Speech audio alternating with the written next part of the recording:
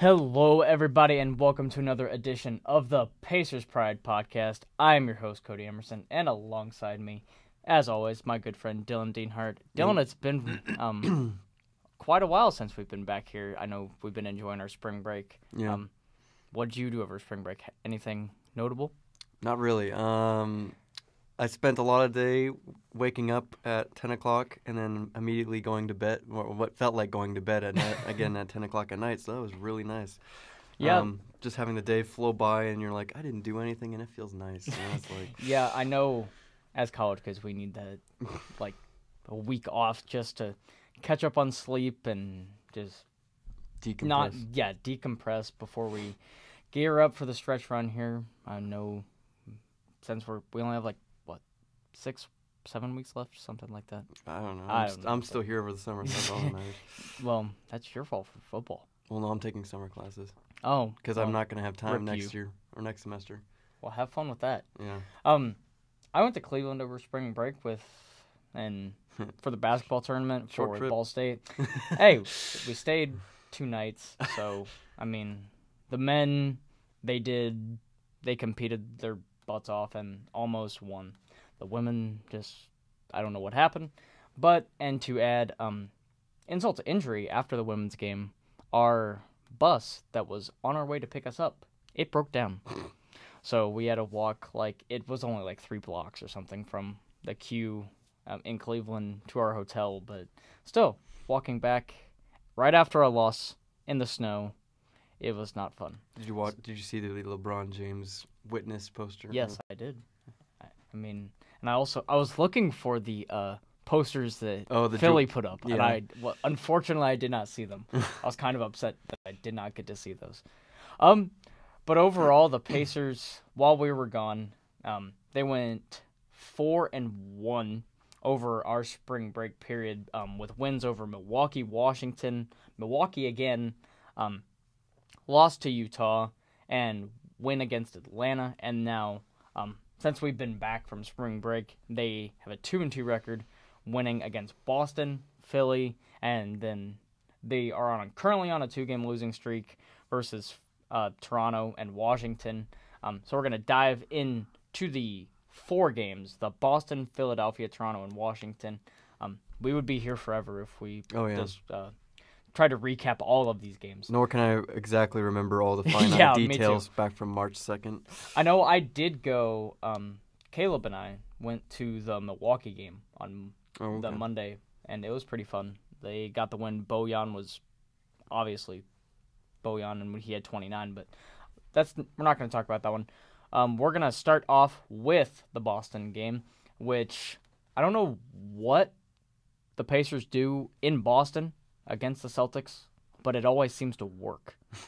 Because I think our 2 wins, we've split the season series against Boston 2-2. Mm-hmm. Yeah, and both of our wins have came in Boston. So I give all reason of success to the Hickory jerseys. That's my personal just opinion. the Hickory jerseys for the reasons we won that game. Yeah. I don't know. Also, Victor Oladipo, I think, loves playing against Boston because he seems to shine in those games. Play up to the competition, young fella. Yeah, I mean, and the Pacers won this game by a final score of 99-97. The key for the Pacers was the third quarter, where they outscored the Celtics 34-20. Just a huge third quarter, and near the end, it looked like a repeat of the Boston game at home. The Boston game at home where Bojan threw that pass, and because Victor Oladipo, they were hidden free throws, and Vic got called for a stupid offensive foul because, as I think I tweeted out right after that, Markieff Morris wins flop of the year because he flopped so hard and got the call, and thankfully the Celtics got the I cannot talk. Terry Rozier clanked the 3, whatever. Yeah, Terry Rozier. It was actually only going to be a 2, so it would have sent it to overtime. Oh. But missed the 2-pointer, and the Pacers escaped Boston with a 99-97 victory, as I said before. Key people in this game for the Pacers, obviously, Vic doing his thing. 27 points, 10 of 20. Sabonis had 10 off the bench. Miles had this was continuing Miles' really good stretch of games. He had 19 and 10 with 3 blocks, really helping out Vic. Collison is still coming off the bench. He had, I think this was one of his first. He had 24 minutes and 2 points with 10 assists. 10 assists, but I was trying to think if this was one of his first games back. I'm not 100% sure. I think he was back before this. I think he was too, but I don't know. But overall, Dylan, what do you think a 2-2 split says against obviously one of the better teams in the East? Because I think this shows that the Pacers can on any night compete with anyone. And so, what does a 2-2 split say against Boston? Obviously, I mean, it shows that we're pretty even with them. I mean, it's. You don't say. Well, Boston after this is a completely different team after this game because they got Kyrie was out now. Yeah, they Marcus were riddled Smart with was injuries out. in this game. Thies was out now after this game. Jaylen Brown was already out. It's gonna be. They're still top in the East, or no? Second, Toronto's top in the East. It still shows that we can hang with the big boys, and I think that's a lot more than we would have thought in the beginning of the year. But it's good to see that they are competitive with Boston, especially in Boston, because no one liked playing in TD Garden. That place is just a disaster of a environment for an opposing team. But I'm glad we took a 2 out of them. I didn't think we were gonna. I thought it was gonna end up like maybe a 1-3 split with Boston taking the series. But hey, we take a series against Cleveland. We split against the Celtics. We win against the Sixers. It's some big teams that we're hanging around and with. We're owning. The key thing in this is not against the Celtics, but I don't think we're not even in position for a tiebreaker with the Celtics because we're not even going to look for that. Yeah, they're 10 games ahead of us or something. They're only, I don't know, something like that. It's not. Boston is 47. There's around 7 or 6 games. Yeah, 7 games, which I don't think Pacers are going to catch them. Obviously, we'd have to win 7 in a row, and they'd have to lose 7 in a row. And with our schedule, which we're going to get into in a little bit. But I think not only against the Celtics, but you're having home court. You own the tiebreaker against Philly, as you mentioned, split against Boston. Miami is going to be coming up. That tiebreaker against them. We own the tiebreaker against Cleveland, which that's going to be huge because it seems like us and Cleveland just keep trading the central lead. We don't have the one with Pistons, right? Pistons do own their tiebreaker. I think we have. Because I think we're 1-3 with Detroit. I mean, I don't think we need to worry about the Pistons. The Pistons are like. Yeah. Pistons haven't decided to play defense since Blake Griffin got there. So. Yeah, so I don't think we have to worry too much about the Pistons. It's just the Wizards, obviously. I was just curious if they're still in the 8th spot. I thought they were. No, they're 9th, I think. Okay. But yeah, these games are very crucial for the Pacers to just show that they can play against the tough teams. And because obviously, I think if the Pacers win a playoff series, I think they'd be going to probably play Boston. I believe they would have to be the 7th seed, but would they? Yeah. Oh, well, my fault. I mean, anything can happen. Right now, we're the 5 seed. So, yeah, but that playing Washington as well. That 3 through 8 is separated by here. I'm pulling up the standings. It's separated by 2 games. Separated by 3 3 games. Sorry, 3 games. Yeah, because you have Cleveland at the 3rd seed right now with 40 and 29. You have Miami at the 8th with 37 and 33. So 3.5 games separate Cleveland from Miami. I have a feeling all those teams are going to make the playoffs because after that, Detroit's 22 games back. Yeah, you look, Detroit's 30 and 39. They've fallen So this off. is probably going to be the playoff standings, which is Toronto, Boston, Cleveland, Wizards, Pacers, Sixers, Bucks, and Heat. The order of which those are going to happen is going to be determined, but I'd be surprised if any one of those 8 fall out. Because that would be they'd have to have a historic collapse. They would have to lose at least 8 of 12 games. Yeah, something like that. And Detroit would have to get on a roll. Yeah, which I don't even. That's more of an impossibility. I mean, it's, who knows? I love how they get Blake Griffin and then they just are. I don't know, but yeah, the Pacers have tiebreaker over Cleveland. Unfortunately, they don't have it against Washington. I think that's going to be huge because I think the Pacers and Wizards are going to be battling. It's most likely, unless Philly turns it up. Yeah, and we have the tiebreaker against Philly, so. You know, I would love to see Philly go jump us, and then we fall down to the 6 and we play Cleveland. I would love to play. I honestly think we could beat Cleveland. I mean, it's. I would honestly. Granted, we haven't seen this new look Cleveland team yet, but yeah, the only teams I wouldn't want to face right now, Toronto and Wizards. No, I know Toronto face Toronto because they suck at the playoffs, but I don't know. Yeah, I'm not. You can never. I'm not sold sure. on Toronto. I want to see how they do in the playoffs. Yeah, I really do. Before I say I'm scared to play Toronto, because we're gonna get into the Toronto game here in they a always little win bit. one series though. Yeah, so I think the Pacers can win a playoff series. I don't think that's too much to ask. Yeah. So anyway, we're gonna move on to the next game that the Pacers played, and that was against the Philadelphia 76ers. And this game, I remember chippy. Yeah, it was very, very chippy. It's the kind of the Celtics game was at the very end too, with I think Marcus Smart coming up to Thad Young after the game because Thad on the contest I think sent one of their players tumbling to the floor or something after he contested the shot, and Marcus Smart took offense to that. But whatever.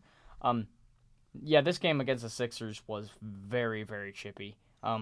Thanks to one Lance Stevens, because Joel Embiid, I think late, I don't know when he got it, the technical when he pushed Lance. It was after Lance. a free throw, and then Lance was turning to head back, and Joel Embiid just shoved him. And Lance did a little bit of acting, and he stumbled off his back feet. I mean, what do you expect from Lance? Yeah. That's just typical Lance Stevens. Yeah. So. But the Pacers ended up pulling out the win, 101-98. Miles Turner continued his great stretch of play. 25 points, was a leading scorer for the Pacers, actually. Yeah. Something you really haven't heard much this season is Miles Turner. This is the Miles Turner that Pacers fans have been wanting to see. And unfortunately, he has. Jeez, a horrible game from Victor, too. Yeah, 4 of 21 from Vic. But I love the fact that when our best player has an awful night, because Vic went 4 of 21, just horrible shooting. Mm-hmm. One, he's getting it done on the defensive end. Well, and plus, he had a plus 14, so he's obviously being effective out there still. But Thad had 19, Miles had 25, Corey had 13 points. You have Lance and Darren Collison having 10 and 11 off the bench. So this just goes to show that I think that's the way the Pacers need to play. Because, especially in the playoffs, Vic is not going to have a good night every night because teams are going to be focused on him. And people like Bojan, Thad, Miles are going to have to step up. So we will see overall what happens in the playoffs. But I think the Pacers need to play this way. Yeah. And I wrote an article about this for Blue HQ. And if you look at the team stats, the Sixers outplayed the Pacers in every facet of the game. Basically, they had a better field goal percentage. They shot better from 3, better free throw percentage. Well, I think the big stat is the fact that Philly had 21 turnovers. Exactly. That is that's what I wrote about also is 8 from Joel Embiid. Yeah, and I saw people on Twitter bashing him saying, "Oh, you can't have 8 turnovers." Oh, when you have the ball as much as he does, you're gonna probably turn it over a lot. 0 of 5 from behind the 3-point line for Joel. Good to see him. Excuse me, not make a lot of threes because when he gets that 3-point game, he can be very dangerous. Yep. You good? Yeah. Okay. Just making sure you're not coughing up a lung over there. No. Okay. But as I said, the Pacers got pretty much outplayed, but they forced so many turnovers for the young Philly team, and that was the difference in the game. And the Pacers were able to scrap and claw and get the series win, which we were talking about earlier, is huge. I always feel like Thad Young just destroys the Sixers whenever, his former team, whenever they play each other. The years of misery that the Sixers gave him, Yeah. He just wants to redeem himself against them. But yeah, Trevor Booker I really like what Trevor Booker. I'm going to touch on him real quick. What he's provided for this Pacers team, especially now that Rebounding. yeah, something that I think the Pacers have kind of Struggled. lacked all season, to be quite honest. Yeah. Especially now with Sabonis and I think it helps Thad more than anybody. Mm-hmm. Just specifically because Thad didn't have a backup suitable to really replace him. And we're not trying to bash TJ Leaf or anything. Yeah. I mean, he's a rookie. He's just going to continue to grow. And He doesn't have the NBA body, I don't think, Yeah. right?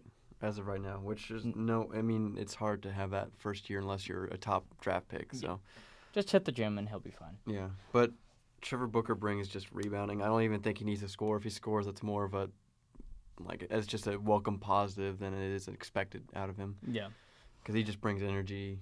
He's like Lance but bigger, and not as a not bigger as version of Lance. Yeah, and not as celebratory. Characteristic. Yeah, I guess the one thing I don't like is, I mean, I don't know what he's shooting on the year or anything, but I didn't know Trevor Booker could make threes. I mean, the more the merrier. I mean, I guess he's attempting some, so he was 0 of 2 in this one. Pacers overall were 5 of 24. I think they missed at one point like 15 or 16 straight threes. Mm-hmm. And we did get, I retweeted this actually, I think, from Rachel Nichols. She, on the jump, gave the Pacers love. And because they continue to scratch and claw and just find a way to win regardless of the outcome. And so nice to see the Pacers finally getting some, national recognition, I think, because they've done a lot this season. And sucks that McMillan's probably not going to win Coach of the Year. Sorry, D'Antoni. No, go. But do you want to know his 3-point percentage for the 2017-2018 year? Probably not. 28%. I mean, shoot your shot, Trevor Booker. He's 31 for career, but this year's not been his. Don't see. I mean, if he's open, if he can, yeah, I guess if he's open, maybe try and take it. But that's part of the reason Pacers was 5 of 24. No one shot the three. Well, no one shot it a lot. Bojan was 0 of 5. Just Turner was 2 of 4, 1 of 2 for Corey, 1 of 4 for Vic. Just overall, no one was making them. So, but these are good games to win. Yeah, when you don't play your best basketball at all. I don't think. Yeah, we didn't hit we barely hit any threes in this game, and we still won by 3. Yep, we hit 5 threes, and the Sixers hit 5 more than we did. They shot better. As I said, the turnovers were the key. Vic's only 3 came with like 5 minutes left in the game. Yeah, I mean, crucial. It's not how many you make. It's when you make them. Yeah. So, I guess Pacers were able to scratch and claw for this win. Yeah. And good to see. Now, unfortunately, we have to talk about some losses because no team's going to go 82-0, unfortunately. But Pacers. Golden State, hold my beer. Golden State probably, yeah, they would. That's the only team I can see right now that could possibly go 82-0. But the Raptors came into Banker's Life, and the Pacers, I think, outplayed them for the first half. Because unfortunately for them, they had 2 more quarters to play. The Pacers I wish they could have just called the game at halftime and the Pacers walked away with a win. Yeah. But that was not the case. The Pacers were up at halftime by 8 at the half. They outscored the Raptors 30-24. I think it was like 57-49 at the half. Something like that, I think. And then the Raptors showed why they're top 5 offensively in the league and top 5 defensively, especially defensively, holding the Pacers to only 42 points in the second half after Pacers dropped 57 in the first. Overall, they did a good job of containing Kyle Lowry, but DeMar DeRozan was DeMar. He was 8 of 15, 6 of 7 from the free throw line. I guess he's pretty good at free throws, I guess. Yeah. And overall, this was the Pacers' worst probably rebounding effort of the season. Yeah. Because was this the game? No, this wasn't the game. Yeah, Miles Turner left. Yeah, this is when he got injured before halftime. And Al Jefferson came in. Because in the Philly game, Joel Embiid landed on Sabonis' ankle. Sabonis has a high ankle sprain. I'm guessing he'll be back next week. I would think, but don't want to rush him I don't think it's back. going to be like playoffs, like into playoffs. I think he'll be healthy for the playoffs. Oh yeah, I definitely think he'll be ready for the playoffs. So, but in this game also, Miles Turner just suffered something wrong with his ankle. It was a low another ankle sprain. Yeah, they have the same. Him and Sabonis have the exact same injury. They have a left ankle. Both have a left ankle sprain. So, what really made me upset this game, and we can dive into this just a second. For just a second, is Miles Turner left the game. Then in the fourth quarter or in the second half, I think, he came back in. So obviously McMillan heard something, or the trainer told him he was okay. I don't know if it's whatever, but then Miles re-injures the ankle, and so I don't think I guess Miles thought he may be good. I don't know. But I've heard McMillan get some criticism for this. Dylan, what do you make of this? From what I heard, I think it was from either Tony East or Grant. I think they said at halftime McMillan saw Turner. They said the swelling was down in the ankle, which could have been just a proponent of just adrenaline and whatever. Yeah. And they said Miles said he was good to go. He said he felt good, and then he came back and then just re-aggravated it somehow. I'm not going to put the blame on McMillan because I think McMillan listens to the players and the coaches or in the training staff and then just goes based off of their suggestion. And I think everyone thought Miles would be fine. And in the overall, it's not like he broke his ankle. Right? It's just a sprain. He looked fine in practice. I'm sure he'll be back. I think he's questionable for this game. He'll be back next game. Jeremiah Johnson said that we could possibly see him play Monday against the Lakers. So it's not that bad of a sprain, but the timing of this kind of sucks. I mean, it's better now than the playoffs. So I mean, yeah, but I was just talking about you had Sabonis go down, and then you have Miles go down, and especially when Miles was playing such great basketball. Yeah, I don't think this is gonna set him back. No, I don't think it will either. But when Miles goes down, enter Al Jefferson. Al Jefferson played. Al Jefferson had a resurgence, taking him back to probably his Utah days, when he dropped 20 points and 12 rebounds. Was huge for the Pacers. He was taking Jonas Valanciunas to Post Academy. Yeah, but unfortunately, the Pacers could not, as I mentioned, rebound to save their lives. They got out-rebounded in this game 58-35. The Raptors, that's their most boards they've had all season, and that's the worst differential the Pacers have had in terms of getting out-rebounded this season. Also, Pacers shot 7 of 24 from 3. The Raptors shot 12 of 32. Made 5 more threes. That's the difference. Mm-hmm. I remember seeing a quote from our good old friend CJ Miles, who I don't know. All respect to him. I love CJ, and he's having success in Toronto, so good for him. He said it was good. Kind of felt good. I mean, to beat the Pacers. Obviously, it probably did, but I know he did say it was good to be back in Indy. Yeah, he said he got catching back up with some people. Yeah. So overall, Serge Ibaka had 11 rebounds. Jonas Valanciunas had 17. Pascal Siakam, I think that's how you pronounce that. Siakam, I think.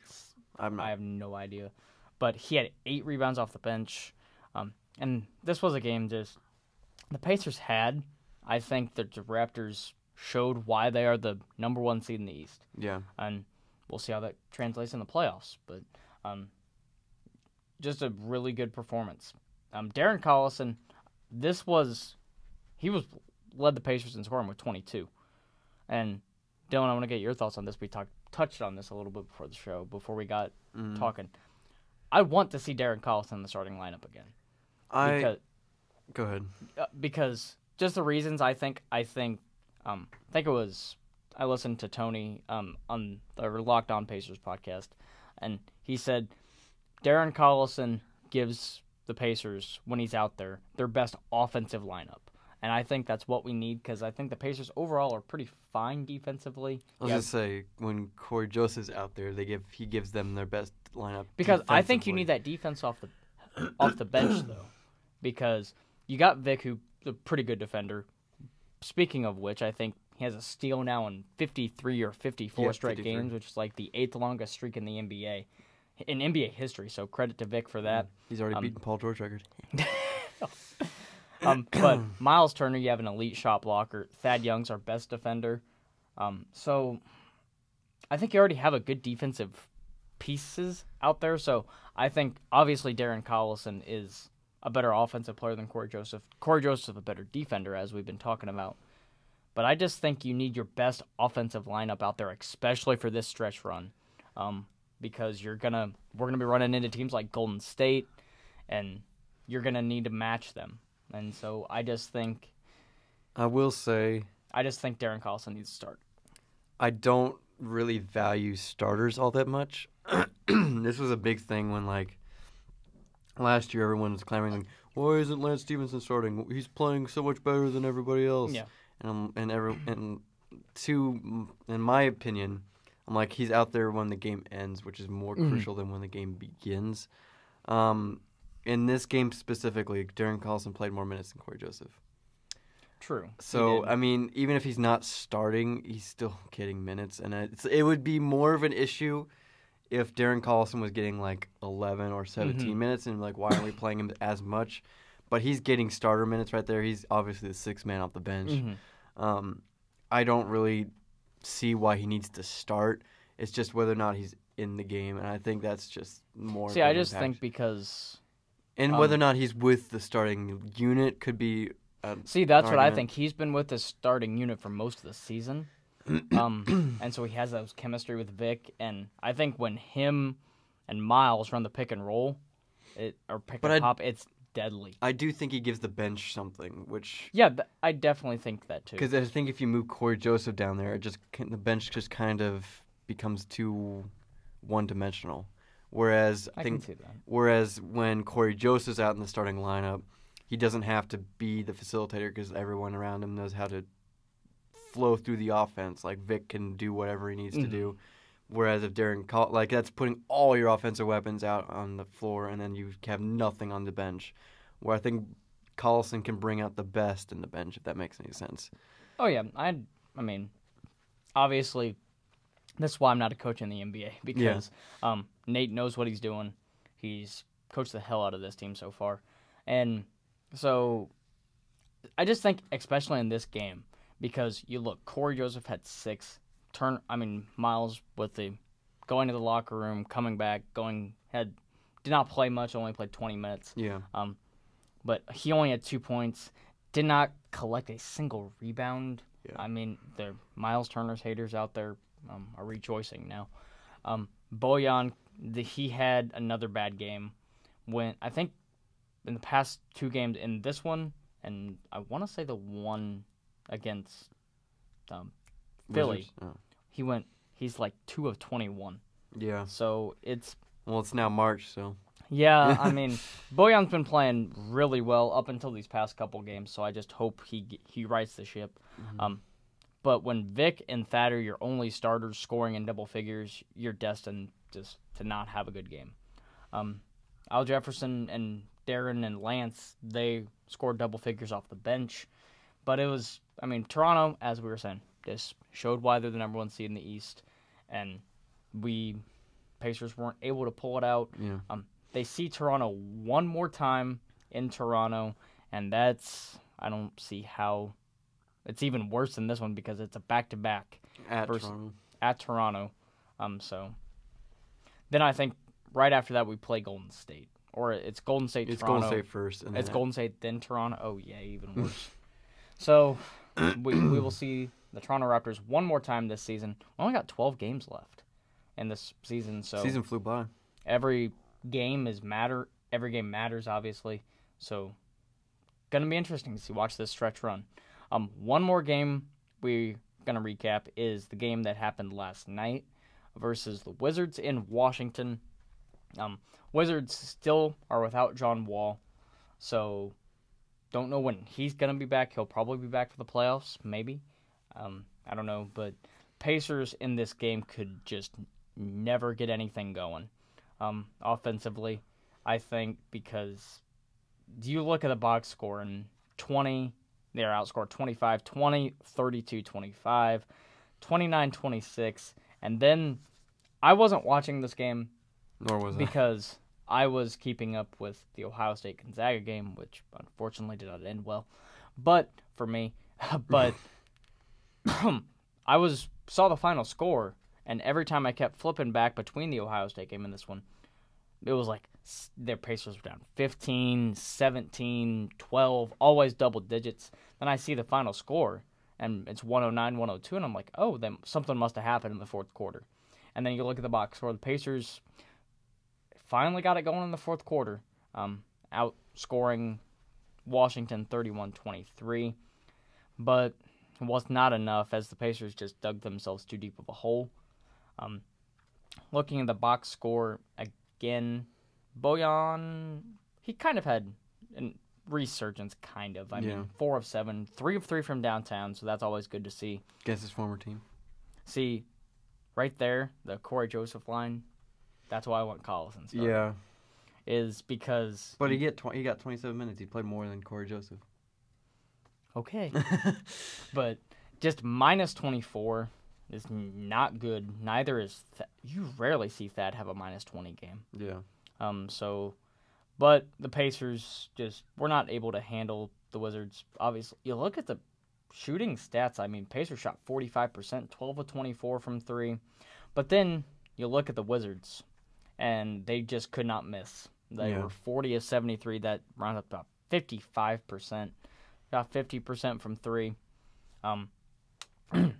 Key score, obviously, was Bradley Beal. Gortat had a heck of a game, too. Plus 22. Had 18 and 8 rebounds. Marcus Morris. That is the right Morris brother, right? Yeah. Marcus Morris. Okay, I get them two confused. But I think it's more. Yeah, it doesn't 15 matter. and 5. They No, they didn't out-rebound. Okay, never mind. That's because they made all their shots. Yeah, but I think 15 and 15 turnovers. I mean, Wizards just made more shots, and so Kelly Oubre was huge off the bench, had 16 for them. Then you look at the Pacers. And what a game for Lance Stevenson. I mean, he got played as many minutes as Vic. Yeah. So, I mean, probably in garbage time, I would assume probably. Yeah, I would think Nate, because I would probably think the final score is a lot closer than the actual game looked probably. Mm-hmm. And when we had our bench out there, so Lance was probably just filling up the stat sheet. It's good to see TJ Leaf got minutes and got points. Got points. Yeah, I mean, good. And Poitras got minutes. This is a kind of game, I think, throw your guys out there, see what they can do, because you don't know who's going to be with you or who you can rely on come playoff time. I think we're obviously going to go back to our normal rotation and playoff time, obviously. Yeah. But just the Wizards shot better, plain and simple. The Pacers could not get any defensive stops, really, until the fourth quarter, but too little too late, and they lost 109-102. Pacers, their overall record sits at 40-30. They're exactly 500 on the road. I'd like to see maybe it be even a couple games better. Well, you have a lot of opportunities. Yeah. But if you even look at their road record, it's a heck of a lot better than it was last year. Yeah. When Pacers could barely win away from Baker's life. So, Pacers are 40-30, 17-17 on the road. And I know their home record is much better than that. It's 23-12. Yeah, I guess I could. No, simple math, but 23-13. Oh, my bad. Because you have to. Yeah, simple math. But yeah, I think overall Pacers currently sit in 5th. So, and as we were talking about, it's just. And they're tied with Washington, but Washington now has Washington the tiebreaker. owns the tiebreaker, so we would be 5th in the East, right? Yeah, we are 5th in the East. Got a good stretch of games coming up. Very difficult stretch. Pacers have the hardest schedule in the league coming up over, I think, the second half. Yep. And it does not, because we see the Warriors twice. But we're not going to break down those games just yet because we have 3 games this week to look forward to. The Pacers play the Lakers on Monday. The rematch, not the rematch, but the finally rescheduled game. From New Orleans, we will see the Pelicans, who are red hot with Anthony Davis. So then we'll see them on Wednesday, and then we will see the Clippers on Friday. So we're going to break down each of these games a little bit real quick. Monday, we see the surprising resurgence of the Los Angeles Lakers. I know, I thought they were going to be way worse. They're like 20-7. Yeah. And they're 31-38. So, yeah, they've really come along. Julius Randle is playing out of his mind. Lonzo is starting to play a bit better. And that Lakers team, Pacers cannot take this team for granted. Because, didn't we lose? Yeah, we lost the previous game to the Lakers. Yeah. So, just as a note, Los Angeles Lakers are still not out of playoff contention. They're on the brink of being eliminated from the playoffs, but they're still right now hanging on. They could still get in. They're 8 games back. Yeah, 8 games back of New Orleans, but hey, weird things have happened. I don't think they're going to make the playoffs, but I mean, for them to, they were near the bottom of the West for a while, and I think I was watching their game against Cleveland. They look good. The Pacers, as I said, cannot take this team for granted. Mm-hmm. I think we'll walk away with the win since it's at home. Where Pacers are 23-13 at home, as we were saying. Brandon Ingram leads them in points with 16.2. But do not sleep on Julius Randle. Julius Randle is a man among boys out there. So ticking time bomb. Yeah, Brandon Ingram, he's still been out with an injury. I'm not 100% sure what the injury is. But that was March 16th. And Channing Frye is out. Oh, boy. Kuzma is questionable for Friday. I don't know if he played. Brook Lopez was a game-time decision against Miami. Channing Frye did not play against Miami. Ingram has a groin. He was cleared for non-contact basketball activities as of Friday. So I would non-contact basketball activities. I would doubt he'd play, especially since they're at the Heat. I think they were right. They were at the Heat. I did not look at their schedule. Okay. But yeah, they lost to the Heat. Oh, only 92-91. Was it at Miami or was it? It was versus the Heat, so it was at home. Okay. So then I don't know. I wouldn't think, because if you're cleared from non-contact, you still have to be cleared, obviously, for contact. Yeah. So I'm going to say Brandon Ingram's out. I'm going to see if Kuzma played. Because if Kuzma played, I would say he's back against Miami. I think Kuzma did. Let me look. Yeah, Kuzma played. Okay, so then I would assume he'd play against Indiana. So, yeah, the lineup would be like... I think they'd be only missing Channing Frye and Brandon Ingram, if ESPN is correct, which... So, the lineup would be Ball, Kentavious Caldwell-Pope, Kyle Kuzma, Julius Randle, and Brook Lopez. I think the Pacers and Isaiah. Oh, yeah, I forgot about Isaiah Thomas. So, I still think Isaiah's coming off the bench.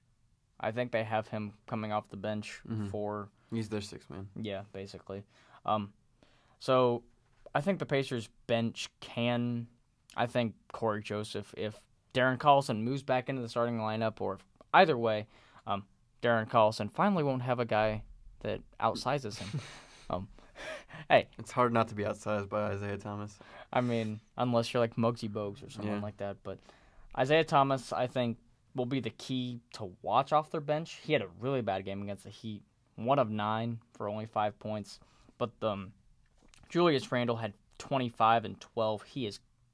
I was watching his game against the Cavs when they beat the Cavs about a week ago or a couple games ago. He dropped like 35 and 17 or something like that. The dude can play, obviously. So he's out there proving that he's worthy of a contract. Because Pacers, we're looking at you. I would like Julius Randle, but that would force Thad out essentially. Well, if Thad doesn't want to be back, if he wants to seek money. Well, that's the whole bunch of unknowns. We'll talk about that when the time comes. But I think the Pacers pull away, and get the W, especially since it's gonna be at home. I don't think they let up against the Lakers. They look at film from the last time. Obviously, Lakers are a different team, I think, because they made some trades for Isaiah Thomas. Yeah. but I still think the Pacers pull it out. I'd hope so, especially at home. Hope so? Are you predicting a win? Yeah. Okay. Just, as I said the last time we played the Lakers, I don't think Lonzo played. Yeah, because he was still out with that weird injury. Because we were so hoping to watch... LeVar, when Lance meets LeVar. Yeah. But... LeVar's still the coach of whatever that Lithuania is. We're not going to get into that. But both, hopefully the Pacers can predict a win. Get a win here. I think they will, but can never. The Lakers are 31-38. They're on the rise and could be dangerous next year if they get the free agents that they're going after. Yeah. But next game for the Pacers will be Wednesday against the Pelicans. The makeup game. Yeah. I guess you could say it's like Watergate Part 2, I guess. Okay. I don't know. I'm trying to make things Even though Watergate didn't even involve water at all. It was... Yeah, I know. I don't know. It was the first thing that came to mind. Okay, don't judge me. But I think this will be a really tough game for the Pacers is because obviously you have Anthony Davis. No DeMarcus Cousins, though. That does not stop them at all. Like, DeMarcus Cousins' injury has just only bolstered this team for whatever reason. Good to see your boy Etuan Moore. Oh, yeah. Purdue alum. So, I just think I would love to say that it's in New Orleans, too, right? It's in New Orleans, yeah. Hopefully they fix that leak. You would hope. I'd hate to see this rescheduled again. You would hope that, I think since they've played, home games there since. Yeah. That they would have fixed it, but... whenever the Pacers just come in, it's just automatically just spurts again. I don't know. The Smoothie King Center just doesn't like the Pacers. Granted, the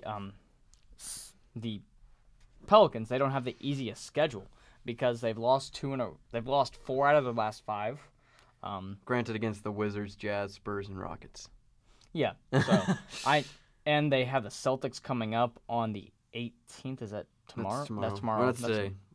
Today. Is that today? So they play the Celtics today, and then let me look at their schedule. Scrolling down. Yeah, they play Dallas on Tuesday. So they'll be coming in off a back-to-back. So hoping maybe that they're tired from the Dallas game, but I would love to predict a win. I do say a win too, but you do? I do say win. I don't think so, to be quite honest. I think this will be a very close game. I just think too much of Anthony Davis. I see him wrecking the Pacers, and Drew Holiday is playing well as of late. Trying to look at no injuries stats. Points per game. Drew Holiday's up at 19 points per game. Yeah, resurgence. Oh, and main reason why I predicted a loss, they have the Pacers killer. Nikola Mirotic. So, he's right at 13. Your boy Etuan Moore is at 12. Forgot they had Rondo. Yeah. Oh, and the ageless wonder Emeka Okafor. God, you know what I want to see? I want to see Al Jefferson versus Emeka Okafor. We could very well see that. I don't know, but we could very well see that if Sabonis isn't ready. It's just a battle of whose knees break first. We found the title who of gets this arthritis first. I think we could very well see that if Sabonis doesn't get back. So, that's not a... The ageless wonders face off against each other. But yeah, obviously you're going to be dealing with Anthony Davis. So I just think it's too much. Yeah, I'm still optimistic. Because... Such a fickle thing as a Purdue fan. But, so yeah, I hate to predict losses, but Anthony Davis is just a man among boys out there. I don't think we have anyone who can guard him because he'll stretch the floor. That is he'll probably mid-range. our best bet. Have fun, Thad. Or Miles, but Miles should be back by that Yeah, point. Miles should be back by this time, so that'll be a fun matchup to watch. Yeah. And then the last game that we're going to look forward to is the Friday game against the Los Angeles Clippers. The Clippers... 37-31. Okay, that's not as bad as I thought they were doing. They're in the playoffs as of right now. Are they really? Yeah. What seed? I think so. 7th? They are they're the 9th seed right now. Oh, they okay. are a game and a half back of New Orleans. So still, they will obviously be having something to play for. Yeah. Gotta stop. I'm glad it's at home. It's at home, so I think we'll take care of business. I think. Just gotta worry about DeAndre Jordan in the. No, just hack him. He can't make free throws. Well, foul trouble with our bigs. And use the bench. Bring in the bench, foul him, take the bench out. Fair enough. I mean, there's stupid strategies like that. I don't know if it'll work or not, but I just think, DeAndre Jordan obviously is their main threat, I think, because I don't know, trying to look at the other people on their roster. I'm trying to think of people on their roster. Do they still have Lou Williams? Yeah, they still have Lou Williams. Lou Williams could He's go starting, off. which is a rarity for Lou Williams. He's usually the 6th man. So They still have Blake Griffin, but he's gone. roster. They have Tobias Harris, right? Yeah, because that's who they traded for. And Avery Bradley, good thing for the Pacers, is injured. Yes. So they have Danilo Beverly's Gallinari out. still. They do have Tobias Harris, DeAndre Jordan. God, this roster is a mess. Yeah. Patrick Beverly's still their what? 1, 2, 3, 4, 5, 6 leading scorer, and he's only played 11 games. Oh my god. I forgot Patrick Beverly's not playing. Yeah, he's out for the year. And so is Avery Bradley, so that'll help. Still got Vic. the coach's son. No, screw Austin Rivers. Danilo Gallinari. The I only don't think he's out too. The only person I think we have to worry about, maybe Tobias Harris and Lou Williams. Is he out? Because he's only played 18 games. Who? Tobias Harris. Because he got traded there. Oh, my bad. Yeah, he was. I was wondering. He was on Detroit, then he got traded. So he's playing well. Tobias, Lou, and DeAndre are really the only two people you have to worry about. Gonna have to gang rebound obviously in this one because DeAndre's averaging 15.4 rebounds per game. Yeah. So and then they have Boban Marjanovic. Yeah. So is he there? Yeah. Yeah, he is. God, I'm so confused. So they have lots of size, obviously, but I think Pacers will win this one. I think I'd go 2-1 this week, and I'm saying 3-0. I'm feeling saying lucky. 3-0. I mean, obviously because the difference is you're predicting the win against New Orleans. I would hope we beat New Orleans. Yeah. That'd be a good sign for this Pacers team. Obviously going up against an All-Star and another playoff team out in the West. So 2-1 for me, 3-0 for Dylan. I hope Dylan's right, and I hope I'm wrong. But it's obviously this stretch is going to be difficult because we still have to see the Warriors twice. Say Denver. We'll probably get into, I think, most of that in next week. But until then, because that's about all we have, I think. Yeah. Right. All right. So hopefully Pacers, as I said, hope Dylan's right. I hope they go 3-0 this week as they continue.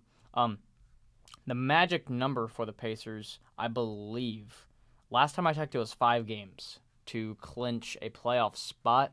Don't know if it's still at 5. It probably is. Well, if the teams below us keep losing 2, it should be. So I don't know exactly.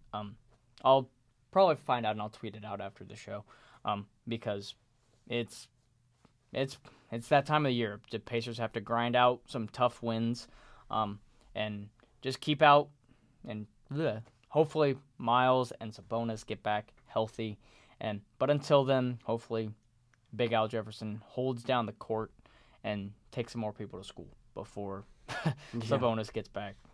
But as we said, that's all we have for this week. We'll be back next week, probably talking the Warriors and that difficult stretch that Pacers have coming up. But for Dylan Deanhart, I'm Cody Emerson. Have a great day, everybody, and go Pacers.